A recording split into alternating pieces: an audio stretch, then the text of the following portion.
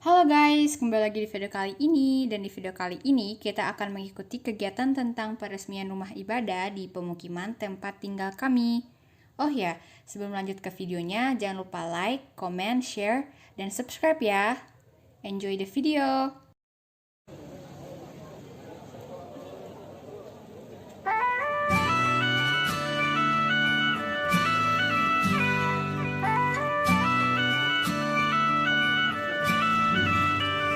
You could try turn off the sun, I'm still gonna shine away, yeah, and tell everyone we're having some fun today.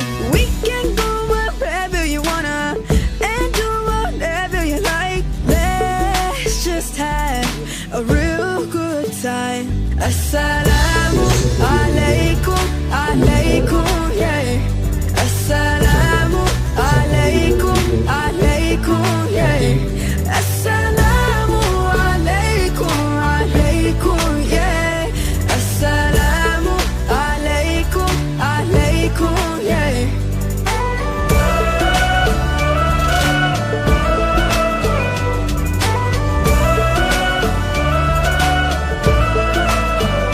I just wanna spread love and peace and all of my happiness, yeah, to everyone that I meet, cause I'm feeling spectacular. I love it when we love one another.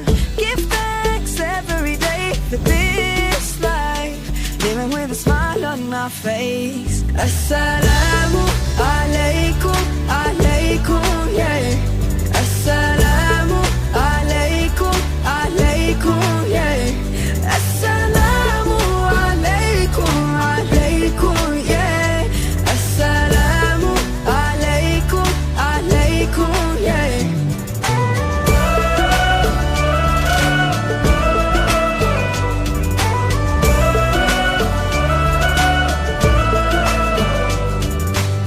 Spread peace on the earth, cherish the love that is around us. Spread peace on the earth, treasure the love that is around us. Always be kind, always remind one another. Peace on the earth every day. Assalamu alaikum, alaikum, yeah. Assalamu alaikum, alaikum. Assalamu alaikum. Assalamu alaikum. Assalamu alaikum. Wa alaikum assalam. Assalamu alaikum. Assalamu alaikum. Assalamu alaikum. Assalamu alaikum, yeah.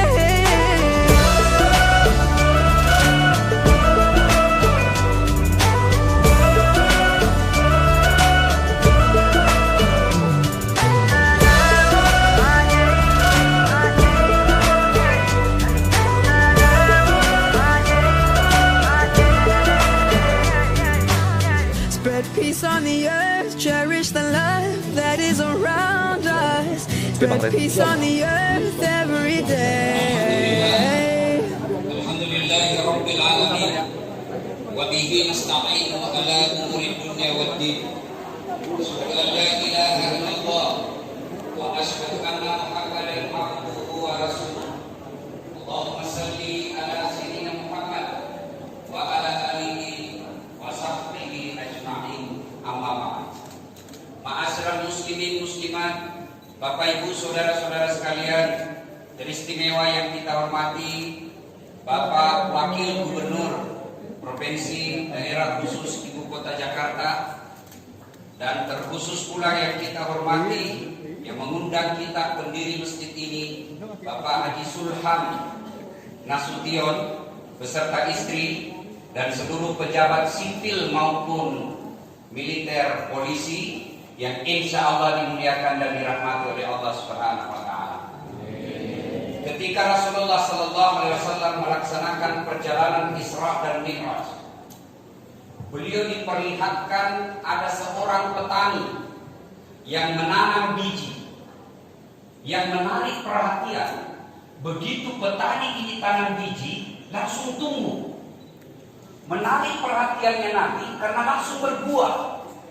Hebatnya lagi, buahnya langsung bisa dipanen. Dan hebatnya lagi, dipetik buahnya, muncul pula buah baru. Petik muncul buah baru, petik muncul buah baru. Tanam langsung panen. Kira-kira ada di Jakarta begini, tanam langsung panen. Di kampung saya tanam gagal panen. Nabi tentu kagum. Jibril, siapa itu? Tanam, langsung panen. Siapa?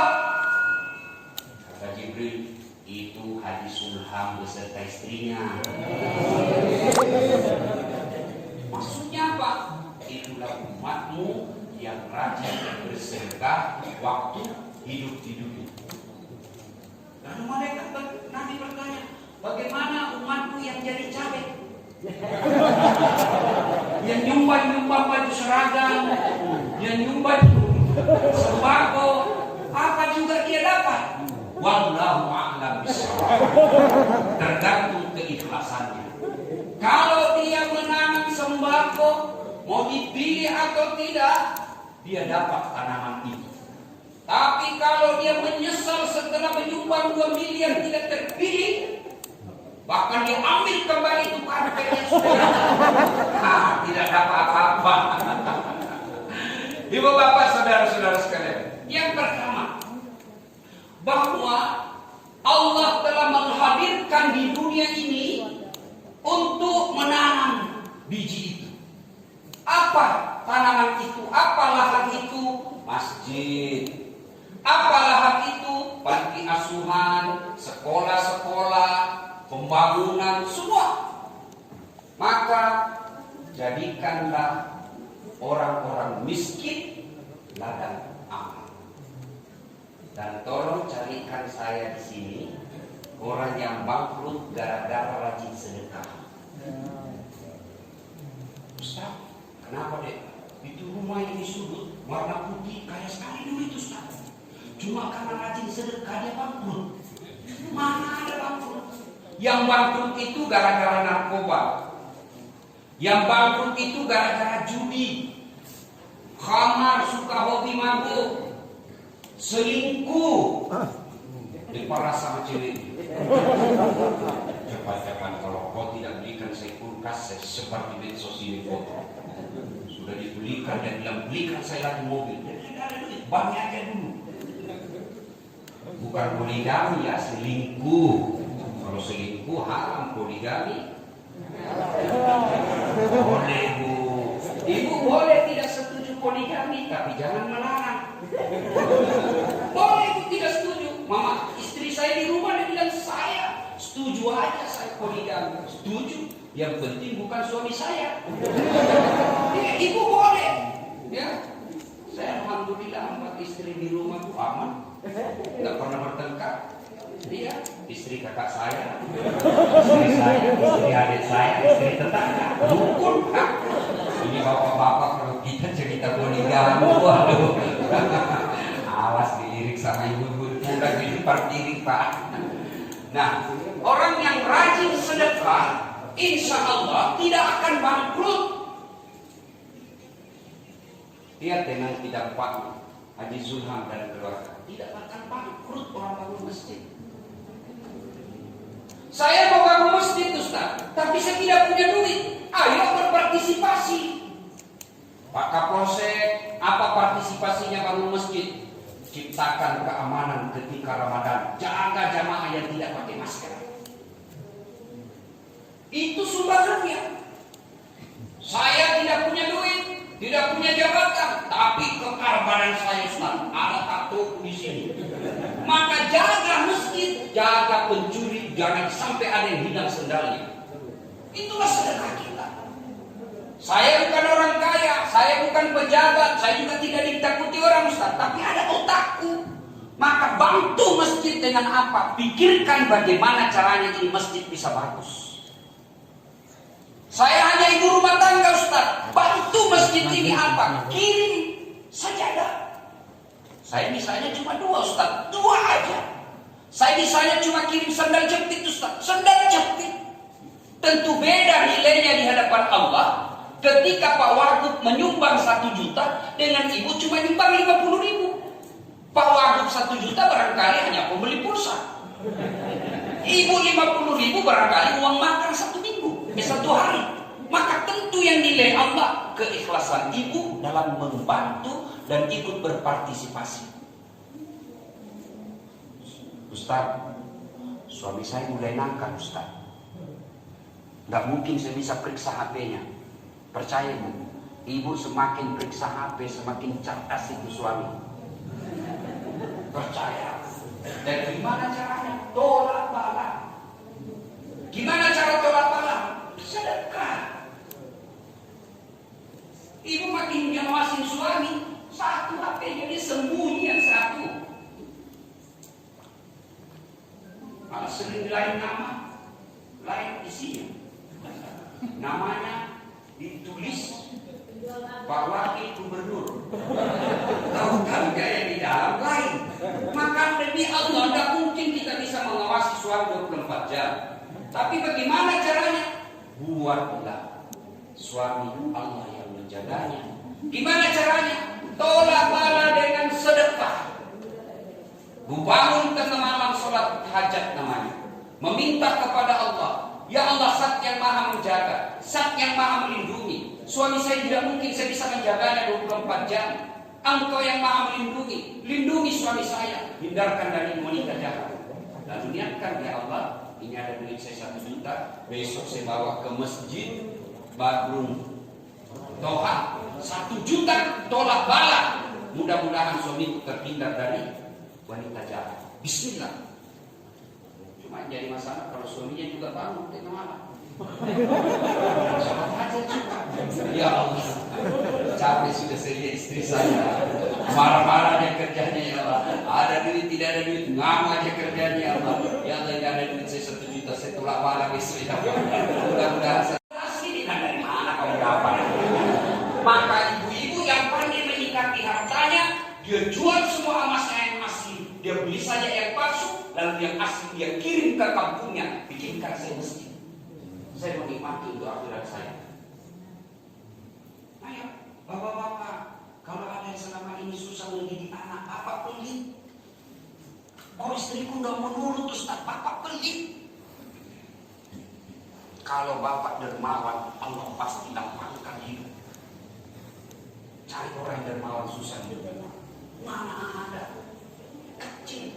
Yang juga kok Kapolres punya apa Kapolsek. Bapak kalau mau naik pangkat, tak usah cari muka sama Kapolres, capek Pak. Tengah mati tuh ada tentara juga pada. Tapi kami mah ganti siap lagi.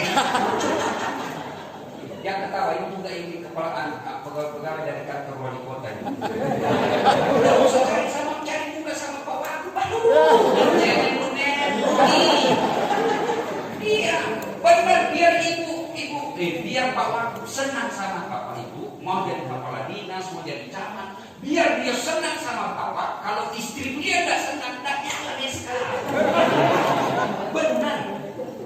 Maka daripada ribet cari muka sama manusia, lebih baik cari muka kepada Allah. Gimana caranya? Sedekah.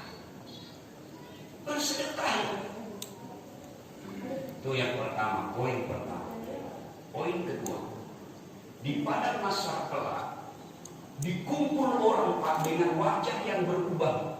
Tidak begini namanya muka kamu, tidak begini lagi. Makin hancur, aku makin baik. Ada yang mukanya seperti anjing. Sahabat bertanya, siapa muka anjing ya Rasul? Yang sifatnya seperti anjing waktu hidup. Siapa? Yang suka disogok dan menyogok. Yang jadi anggota DPR karena menyogok. Seperti mukanya. Yang ketawa karena Bapak terima sogok.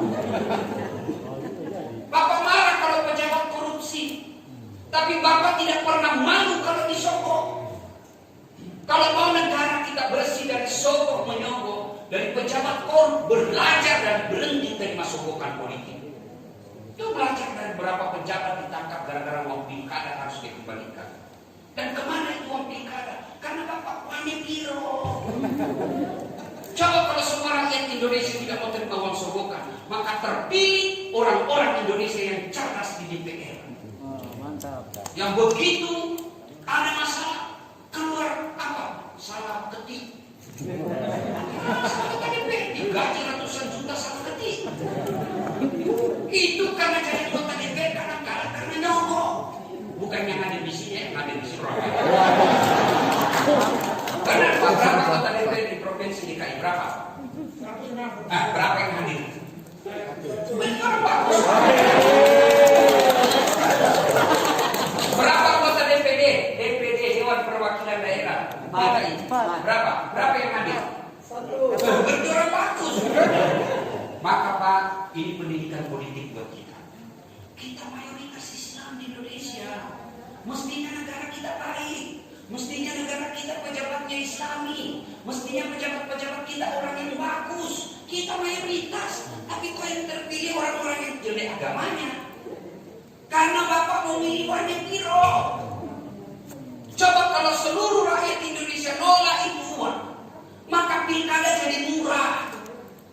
Pilkada murah, maka anak-anak sarjana politik Indonesia yang cerdas, yang brilian, ahli bidang kelautan, ahli bidang antariksa, mereka anggota DPR masuk di parlemen, ahli kelautan betul-betul bicara tentang laut. Ini masuk komisi 3 tidak tahu apa itu kriminalisasi, apa itu remisi, di mana ceritanya? Jangan salahkan pejabat kita, salahkan kita yang mau disogok. Nah, nanti orang yang disogok dan menyogok nanti itu mukanya seperti anjing. Mauzubillah. Yang kedua kata Nabi, ada pula mukanya seperti ular.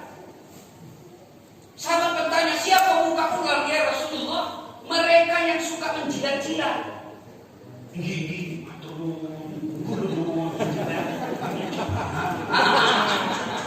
biar salah masih sudah menerima. Mohon maaf, pejabat kita itu umumnya baik. Cuma yang kemudian menjadi rusak karena menjadi feodal, menjadi orang yang tidak mau berpikir keras karena orang di sampingnya. Oh ini sudah baik Pak. Oh ini sudah bagus nih Pak. Bapak tidak usah ke sana. Sebenarnya Bapak mau ke sana. Tidak usah Pak. Dikelilingi orang-orang yang jahat. Dan biasanya ini tim sukses. Maaf ya, saya harus bicara begini. Mumpung ada Pak Wagub. Ya, Bapak saudara-saudara sekalian. Lalu ada lagi nanti kata Nabi yang Allah sediakan ruang VVIP. Bukan nanti Pak. Bayangkan dari Adam sampai kiamat kumpul kita di padang mahsyar Pak. Bapak pernah rasakan pilkada kan, pemilu kita menteri panas, padahal ada tendanya. Berapa loket TPS ada 200 orang kan, baru-baru ini nyakit di apa itu GBK vaksin. Pada berapa orang yang divaksin Pak? Kita sudah nanti pada berapa orang yang nyuntik di pada masa Pak, satu loket dari Adam sampai kiamat. Kenapa satu loket itu Ustaz? Karena cuma satu Allah, satu hakim yang mengadili kita. Panggil satu-satu. Sambil menunggu itu kita ngantri di bawah sinar matahari. Kata Nabi ada orang kena keringatnya sampai tenggelam, sampingnya nggak apa-apain. Maka Allah panggil kita satu-satu. Siapa dulu yang dipanggil? Nama-nama Islam. Siapa dulu yang dipanggil? Bukan nenek kita yang sudah meninggal, tapi siapa? Nama-nama Islam. Abdul Jabbar, Abdul Rahman, Siti Fatimah, Aisyah, Mutmainnah, Das'ad Latif. Itu dulu yang dipanggil Pak. Itu dulu. Nama-nama Tony, Joni, Rudy, Nini, Titi, Ningsi. Dipanggil juga Pak, nggak di belakangnya. Maka Bapak dipanggil ke belakangan ya, Islamkan. Sebelum masuk Ramadan, Islamkan nama. Bapak ingat Pak Jenderal Soeharto, mantan presiden kita. Sebelum beliau mati kan namanya cuma selalu ditulis di TVRI Soeharto, Presiden Republik Indonesia. Setelah ke Tanah Suci, kemudian ketemu Raja Fat, mesti mati, Pak Harto mati, mati. Maka diislamkan menjadi Muhammad Soeharto. Istri beliau ditambah di depannya Tidak usah ganti ijazah. Sudah terlanjur nama saya Tony Ustaz. Ya sudah tambahin di situ Abdul Muhammad Tony. Tidak nyambung Ustaz dia, yang penting selamat Pak. Ya kan? Nah, sudah. Ya, pada saat itu Allah sediakan ruang VIP. Kenapa ruang VIP Pak? Misalnya kalau kita ke bandara, di bandara itu kan ada ruang tunggu umum. Wah, di situ ada semua yang preman, yang apa, ada semua lah di situ gak Pak. Tapi biasa bandara sediakan ruangannya untuk Pak Wagub, Pak Gubernur, Pak Menteri, orang-orang kaya, namanya VVIP. Di situ ada ruang khusus untuk menunggu 7 golongan orang yang di dalamnya. Allah sediakan 7 golongan masuk ke dalam ruangan itu. Satu di antaranya adalah orang yang memakmurkan masjid. Alhamdulillah, Pak Sulham dan istri sudah ada. Ini bukan lagi memakmurkan masjid, tapi membangun masjid. Allah sediakan ruang Pak. Bapak aja misalnya, saya dibikinkan rumah sama Pak Wagub. Oh, pasti saya kampanye kemana-mana. Orang lain pilih lagi. Kalau perlu jangan lagi Wagub, gubernur sekalian. Iya kan? Kalau beliau ini baru manusia, bikinkan rumah. Gimana Allah yang memerintahkan kita untuk berbuat baik, Allah pasti membalas.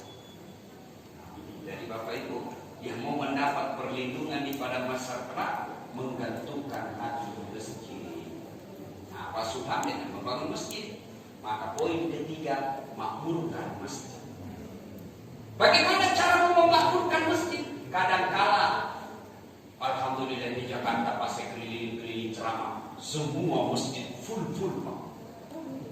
Apalagi kalau subuh, penuh Pak, sampai di luar, tidak ada di dalam. Nah, tapi alhamdulillah kan, ya Ustaz kan dan dilarang orang ke masjid sekarang Ustaz, gara-gara apa? Gara-gara wabah. Nah, kalau saya tidak salah, sekarang kan beri kelonggaran. Ya boleh, tapi batasi jumlahnya. Kalau misalnya daya tampungnya 500, hanya bolehnya 200 orang. Jaga jarak, ya.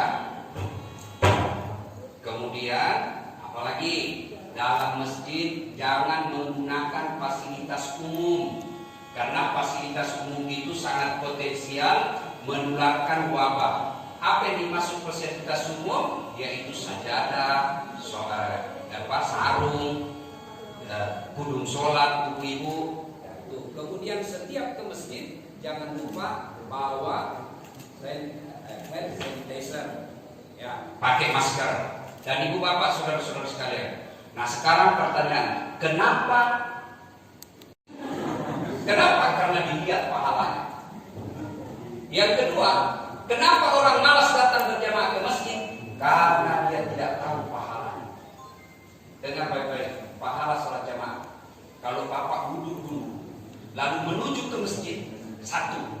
Melangkah kaki kanan, 1 pahala. Melangkah kaki kiri, gugur dosa kecilnya. Jadi kalau rumah bapak 300 meter dari masjid, PP 600 meter. Apalagi kalau bapak jangan begini. Wah, berapa langkah kaki. Apalagi kalau bapak naik turun lantai 1, 2, naik putar lagi lapangan rumah, berapa langkah. Yang kedua, pahala berjamaah. Kata Nabi, kalau dia sudah wudhu dan dia menuju ke masjid, seluruh materi yang dilewati, tangga, tegel, aspal, dinding, tembok, semua akan berkata, ya Allah jangankan masukkan dia neraka, masukkan dia surga. Saya saksinya dia datang salat jamaah subuh. Itulah sebabnya ulama mengajarkan ketika kita sholat sunnah di masjid, tiap 2 rakaat pindah tempat, 2 rakaat pindah lagi. Supaya apa? Supaya makin banyak saksinya. Itulah sebabnya juga ulama dan Nabi mengajarkan, usahakan ketika kau pergi ke masjid lain jalannya, waktu pulang lain pula jalannya. Itu sunnah. Waktu pergi jalan sini, pulang jalan sini. Dan juga salah tafsir.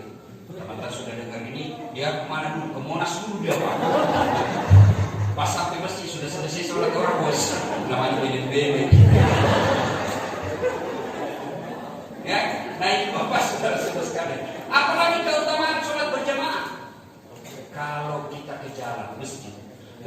gerimis hujan, basah bajunya, tidak usah khawatir. Karena gerimis yang membasahi baju itu yang melindungi nanti kita bisa disentuhan api neraka. Dia ibarat protektor, mantel yang melindungi kita dari api neraka. Kalau basah bajunya jangan juga salah paham. Teman-teman sudah dengar begini, dia tunggu hujan keras. Begitu hujan keras dia buka bajunya.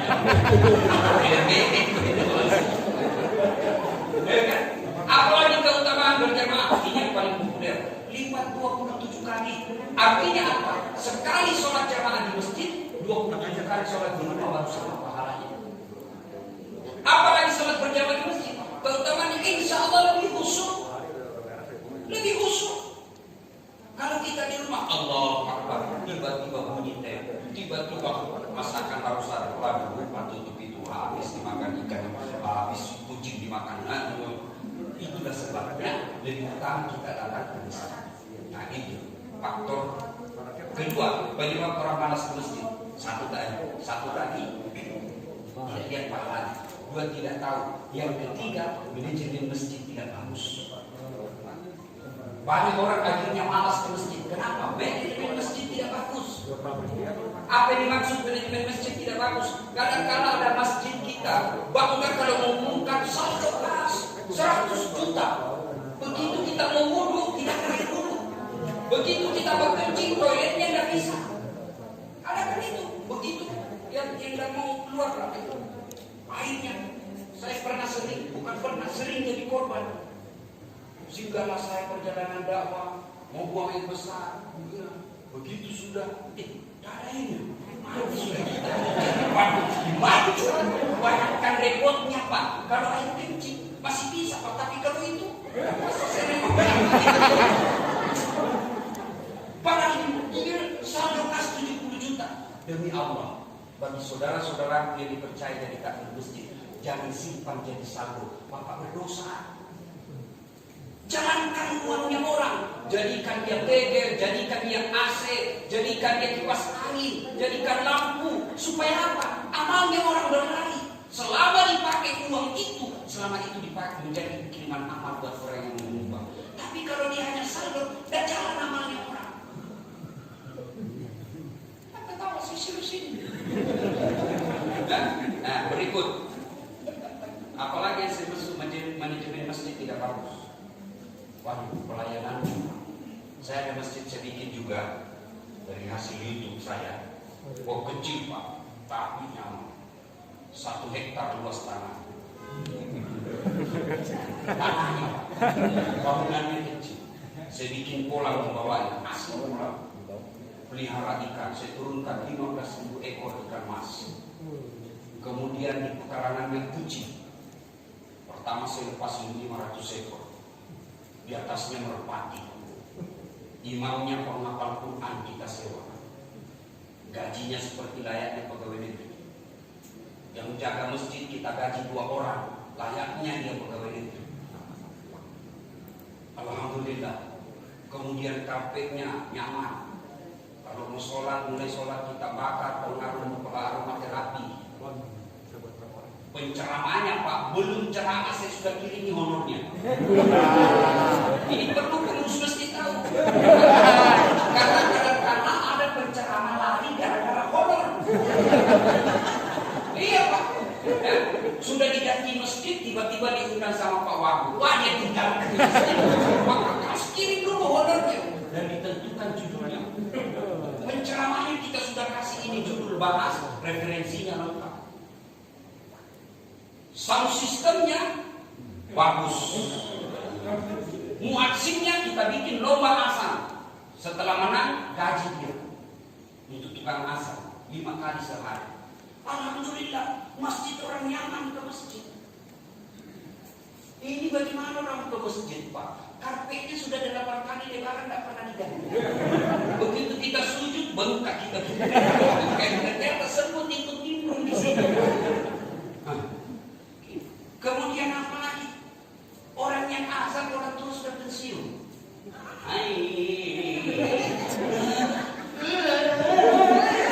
Dan dia mudah-mudah itu lagi orang tua yang azan.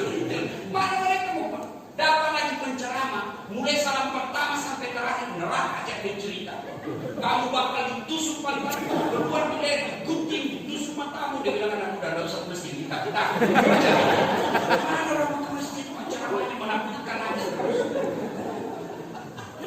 Dapat lagi sound sistemnya, baru angkat takbir, Allahu Akbar, langsung story, Allah.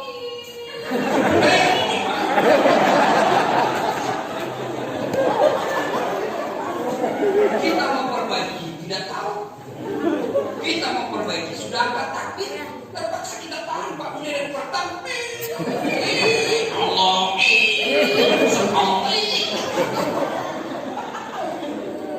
apa lagi yang membuat kita malas ke masjid? Kadang-kadang imam.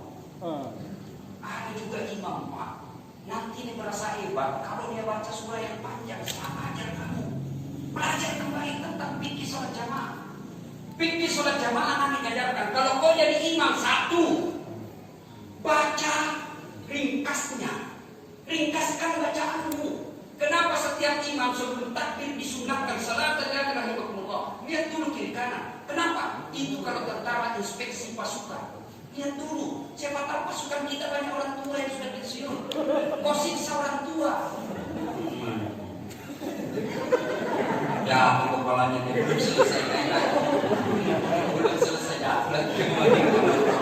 Kau siksa orang tua. Ada juga barangkali ibu yang sekali kentut di belakang. Ada anak muda yang lupa ambil kunci motornya. Meski tidak khusyuk lagi dia sholat. Maka kata Nabi, ringkaskan bacaan sholatmu. Yang kedua kata Nabi, baca yang umumnya orang hafal.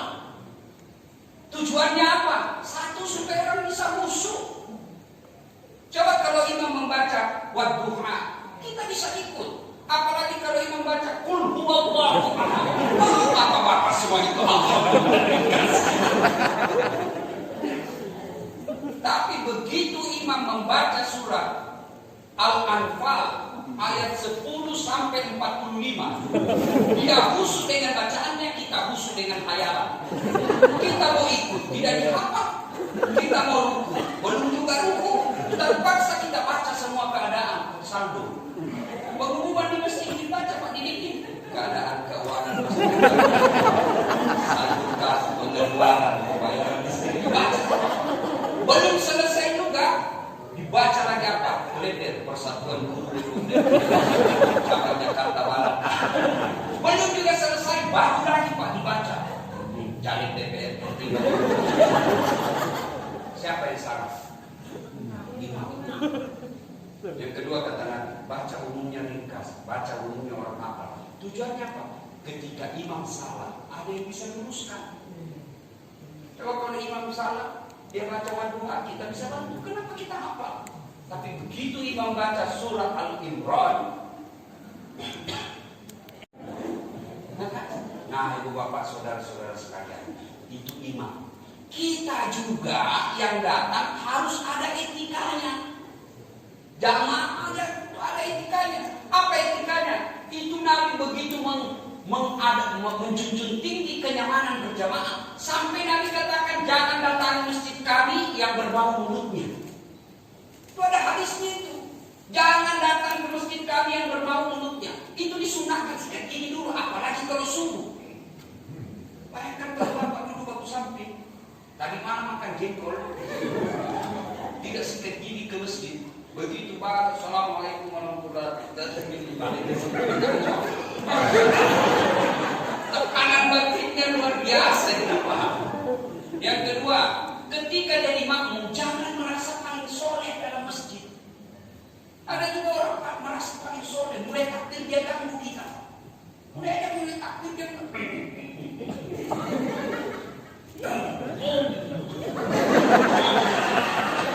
baca Fatihah kayak dia gitu, kita punya telinga Pak. Jangan kau ganggu orang. Karena itu biasa kaki yang mengganggu kita.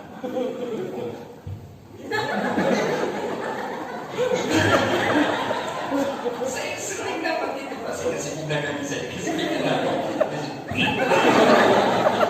Dan saya tanya, dia bilang kenapa dia kayak gitu Ustaz? Kau ganggu saya. Maka adik-adik kalau ada yang mau begitu, tanya dulu di sampingnya. Boleh tak saya rapatkan jari-jari kaki saya? Kalau dia bilang jangan, nanti kau ganggu saya. kaki apa? Enggak. Betul. Kalau jari-jari kaki Pak, jari-jari pasti kaki Pak, rapat tapi sab enggak. Pasti ringan kalau begini. Tapi kan tidak mungkin ada sholat jamaah begini. Apalagi biasanya yang mengganggu kita kalau sholat jamaah itu sujudnya. Kena otak kita. Ya kan? Jadi itulah sebabnya ada adab-adab supaya orang senang ke masjid. Kemudian pengelola masjid selektiflah dalam memilih muadzin. Ya, jangan sampai hanya satu orang. Akhirnya masjid kita tidak ada lagi yang mau datang. Maka bagus ini kalau warna-warni. Panggil Muhammadiyah, Wahdah Islamiyah, Kambil NU-nya. Kalau Bapak mau terhindar dari ceramah-ceramah radikalisme, Pak, maka sebelum mereka datang, kirim judulnya yang disuruh bawa ceramah lengkap dengan referensinya. Setelah itu suruh kirim. Misalnya Jumat depan siapa yang khotbah, suruh kirim naskah yang akan dia sampaikan dalam khotbah Jumat, supaya dia punya ustaznya juga belajar. Sudah itu karena belajar dia berat, tambah-tambah honornya. Kadang-kadang ada juga kasihan pengurus masjid menghina mubalik. Ya, sudah dikasih di depan orang banyak, digulung-gulung lagi tuh Pak. Kalau Bapak tidak mau isinya tebal, tetaplah kasih maaf. Hormati guru kita. Jangan di depan orang banyak. Mungkin kasih dia dalam bentuk maaf. Jangan Bapak kan ada biasa gitu. Ditanyakan guru. Itu adab memuliakan, ya. Nah, ibu bapak saudara-saudara sekalian, banyak hal yang mau kita uraikan, tapi waktu jualah yang membatasi kita. Allah melalui seorang hamba Pak Zulhan menghadirkan masjid ini. Tugas Pak Zulhan sebagai orang mampu telah ditunaikan. Saya hadirkan rumah ibadah. Tentu rumah ibadah ini tidak cukup kalau kita tidak makmurkan. Cara memakmurkannya, datanglah berjamaah. Tapi karena kita masih masa pandemi, tolong tetap perhatikan hingar-hingar. Mudah-mudahan ada manfaat, lebih dan kurangnya mohon dimaafkan. Wabillahi taufiq wal hidayah. Wassalamualaikum warahmatullahi wabarakatuh.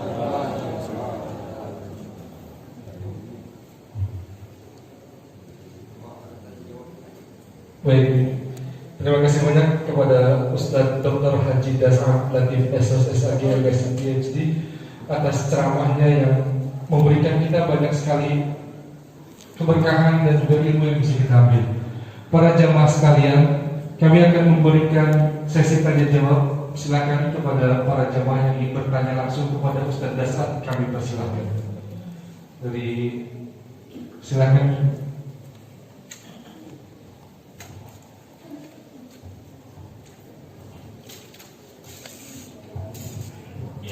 Terima kasih Pak Ustadz, kami hanya tanya sedikit Pak Ustadz.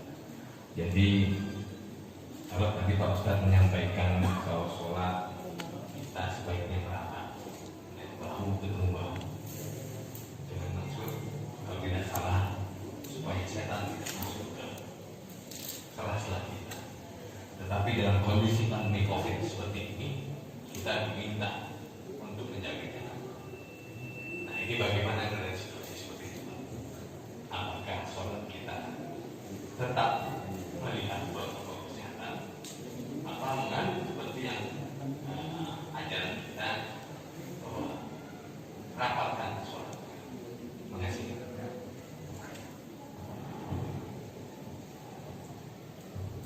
Jadi Bapak Ibu saudara-saudara sekalian, pada kondisi normal ketika berjamaah yang lebih utama rapat safnya, tapi kondisi pandemi seperti ini yang lebih utama menjaga jarak.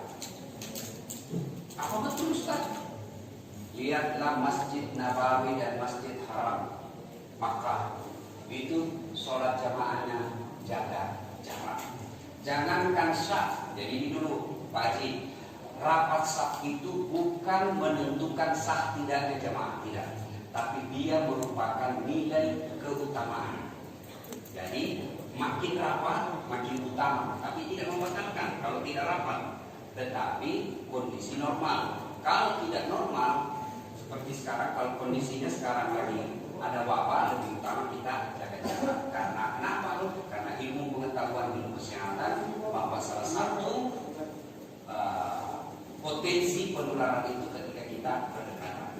Saya tahu sebenarnya Pak Haji ini sudah tahu ini, cuma karena mau disampaikan ke jamaah sebagai jawab beliau kan, jadi harus disampaikan. Ya, cukup ya. Tidak ada, masih ada? Langsung aja, langsung saja. Ya, ya, Ibu Zulham, silakan. Ya, langsung saja.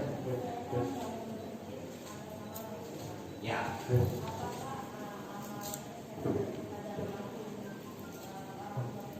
Ya, Ibu Bapak, ada 3 cara kata Nabi berbuat baik kepada orang tua sudah meninggal. 1, mendoakan. Doanya juga tidak banyak. Ampuni dosanya, terima amalnya, lipat gandakan kebaikannya, lapangkan kuburnya. Ya. Kemudian yang kedua, cara berbuat baiknya adalah mengunjungi karib kerabatnya. Misalnya di kampung ada paman kita, masih ada saudaranya bapak kita, itu salah satu caranya berbuat baik kepada orang tua meninggal. Ya sudah, datangi keluarga atau saudaranya itu. Dan yang ketiga adalah bersedekah atas nama orang tua. Berdasarkan informasi dari hadis, maka diyakini bahwa sedekah membangun masjid ini Bu sampai ke almarhum. Kalau ada yang tidak percaya mau bukti, bapak mati dulu saya bangunkan dia bisa. Karena semua mau diakal-akali ya. Kalau yang menjadikan amal itu perkara iman. Ya, sudah Pak ya. Cukup ya. Satu lagi Pak ya. Silakan satu lagi pertanyaan. Monggo silakan. Silakan. Ya. Kenapa orang lebih cenderung menghormati dan menghargai pejabat daripada ustaz? Wallahu a'lam. Mungkin karena pejabat ada jabatannya, ada proposalnya. Kalau ustaz tidak bawa proposal, kalau pejabat mengabulkan proposal. Tapi tidak semua Pak, tidak semua. Ada juga yang memang sangat dimuliakan. Saya merasakan itu Pak. Ya, jadi kalau ada yang seperti itu segeralah memperbaiki diri. Kalau pejabat dibandingkan dengan ulama Pak, saya masih merasa malu. Tapi kalau artis, coba lihat Pak. Kadang-kadang kan kalau kita butuhkan penghafal Quran, kan dijemput itu Pak. Dikirimkan aja Grab. Kok Grab motor pula. Motor yang dipakai motor tua. Tidak ada stang kakinya satu. Langsung kasih keringatan lagi apa? Datanglah di rumah kita, dia doakan rumah kita supaya berkah. Penghafal Quran itu ada dari siang Quran dia bawa ke rumah, salawatan. Lalu pas pulang kita kasih duit 25.000 bisa 2 sisi. Tapi begitu artis yang kita butuhkan, kita kasih bisnis kelas. Dari bandara kalau kasih acara dikawal tentara dan polisi. Sampai dilepasi acara apa dibawakan kita Pak? Alamat palsu. Diperlihatkanlah dadanya, diperlihatkanlah papanya. Banyak. Tidak juga dikasih pegang Pak, dikasih dia saja Pak. Udah dikasih 50 juta, dikasih 100 juta. Duit yang bapak setiap mati kumpul 50 juta lalu dia pakai dugem, dipakai hamar, dipakai pesta-pesta. Begitu bapak butuhkan penceramah, begitu bapak butuhkan penghafal Quran, kadang-kadang kita tidak jemput dan suruh pulang sendiri. Ya, nah ibu bapak saudara-saudara sekalian, ya. Waalaikumsalam.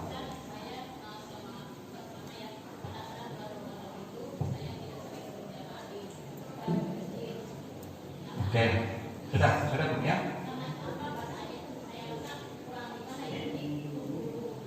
Perempuan memang lebih utama di rumah. perempuan, apalagi anak gadis. Tapi kata Nabi kalau mau ke masjid jangan dilarang. Kenapa dulu Nabi tidak menganjurkan? Karena kalau perempuan jalan sendiri ada fitnah dan kadang-kadang diculik dan diperkosa. Dulu. Kalau sekarang aman. Apalagi kalau ibu usia 70 tahun. Nah, ibu culik. Ya, perempuan lebih utama di rumah. Semakin dia di rumah lebih mulia. Laki-laki yang ke masjid. Ada yang pernah tanya, Ustaz, boleh tidak berjamaah virtual? Sholat jamaah virtual tidak boleh. Ya, misalnya imamnya di sini sendiri, jamaahnya seluruh komplek melalui HP. Oh, tidak boleh, tidak boleh. Harus ada di sini. Ya, kalau dibilang berjamaah, satu di sini karena jamaahnya panjang, lalu dia di aspal, misalnya hari raya, tetap dinilai ikut jamaah di masjid. Tapi kalau virtual cukup ya. Kalau ada yang bertanya, karena Pak Wagub tentu ada kegiatan lain, ada pejabat-pejabat kita di sini, kita hormati beliau waktu yang sudah panjang menjiwalkan. Ada yang mau bertanya boleh melalui WhatsApp saya, di nomor telepon saya 081 21 255 kali 98. Saya ulang 081 21 255 kali 22222 98. Dasar aktif. Itu nomor saya Pak, hanya satu. Dan kalau bisa jangan WhatsApp. Kalau Bapak Ibu mau bertanya, jangan WhatsApp. Karena kalau WhatsApp biasa tertimbun. Saya biasa tidak lihat Pak, karena 1 jam 2 jam saya tak pegang handphone, itu ribuan sudah tertimbun. Maka saya tidak lihat. Sebaiknya SMS. Kalau SMS juga, jangan saya disuruh bayar. Ada juga SMS saya disuruh bayar. Nomor ini gagal mengirim pesan. Apabila Anda setuju membayar Rp360, ketik yes. Sudah dikasih ilmu, kita pula disuruh membayar. Ini hasilnya pelit. Terima kasih, mudah-mudahan ada manfaat. Assalamualaikum warahmatullahi wabarakatuh.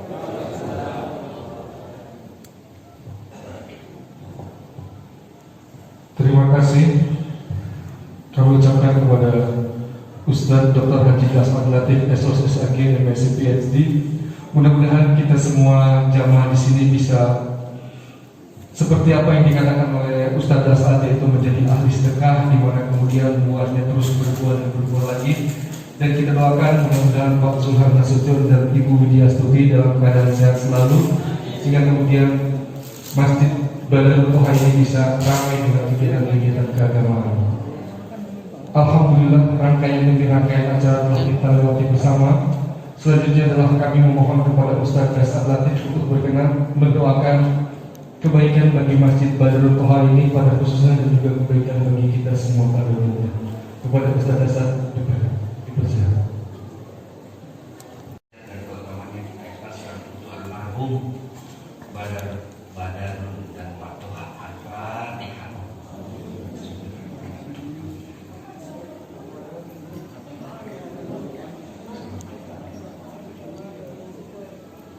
Amin.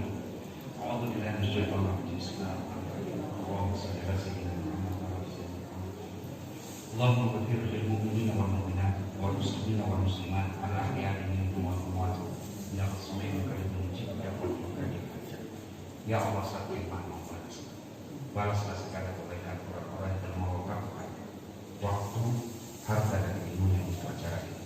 Angkat harta dan martabatnya, wujudkan cita-citanya, bahagiakan keluarganya, dan kita telah mengharap kepada mereka dan iman dan syukur. Ya Allah, ya Dia Karim, kami hanya disebut doa dan memohon, maka dengarkan dan kabulkan doa kami.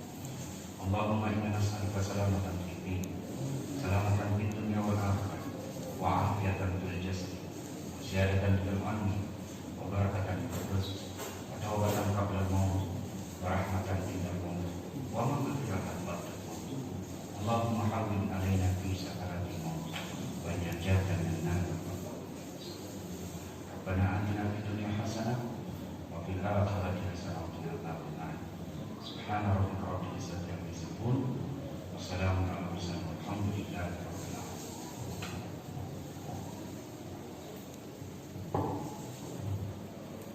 kasih kepada Ustadz Dasar. Selanjutnya adalah mohon berkenan kepada Bapak Wakil Gubernur Ahmad Riza Patria, Ustadz Dasar Latif, Pak Zulham Nasution, dan Ibu Widya Astuti untuk berfoto bersama di depan. Kami persilakan.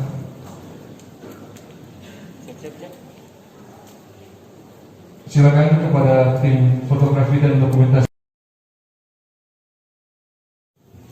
Baik, silakan.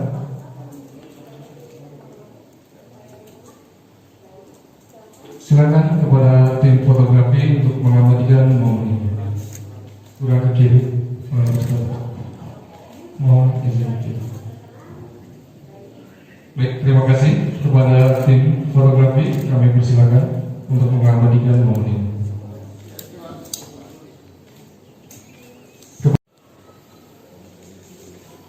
Baik, terima kasih Bapak. Silakan untuk kembali ke tempat duduknya masing-masing. Oh baik, foto lagi koalisi untuk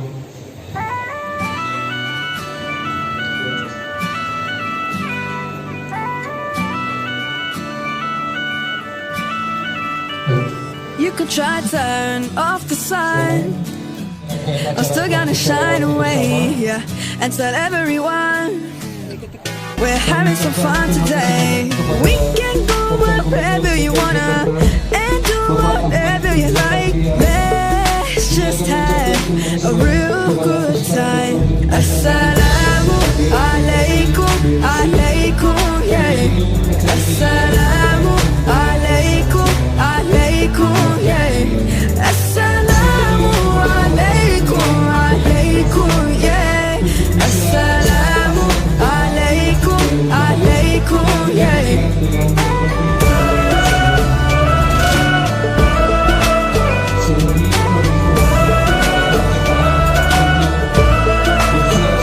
I just wanna spread love and peace and all of my happiness, yeah, to everyone that I meet. Cause I'm feeling spectacular. I love it when we love one another. Give thanks every day for this life, living with a smile on my face. Assalamu alaikum, alaikum, yeah. Assalamu alaikum, alaikum, yeah. Assalamu alaikum, alaikum, yeah. Assalamu alaikum, alaikum, yeah.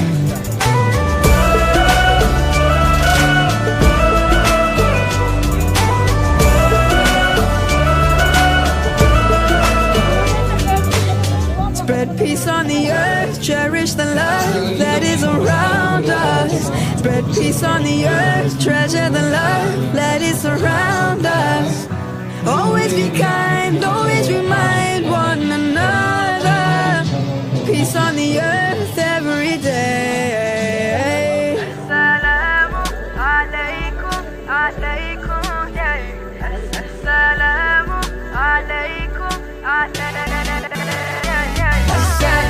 Assalamu alaikum. Assalamu alaikum.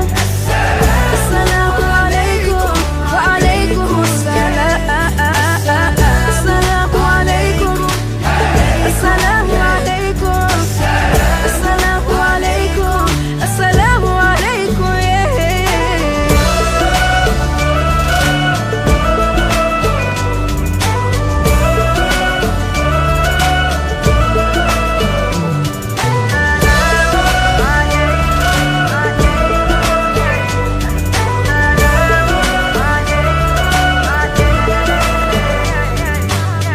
Spread peace on the earth, cherish the love that is around us. Spread peace on the earth every day.